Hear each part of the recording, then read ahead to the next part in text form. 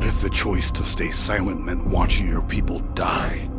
What if the only thing standing between genocide and salvation was you? This is the story of a woman who hid her identity, rose to royalty, and then risked her own life to save an entire nation. Welcome to BibleScroll AI, where scripture truth is visualized. Today's story comes from the book of Esther, a tale of beauty, danger, and destiny. Esther was not born a queen. She was a Jewish orphan, raised by her cousin Mordecai in the Persian Empire.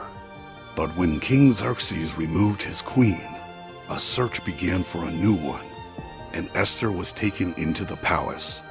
She was young, she was quiet, and she kept her true identity hidden. But God was positioning her long before she understood her purpose. Esther found favor with everyone, including the king. And soon, she became queen of the greatest empire of her time. But while Esther adjusted to palace life, danger was rising outside her walls. Haman, a powerful official, was enraged that Mordecai refused to bow to him. His anger turned into hatred, and his hatred turned into a plan. He convinced the king to sign a decree to exterminate every Jew in the kingdom. When Mordecai heard this, he tore his clothes and sat in ashes.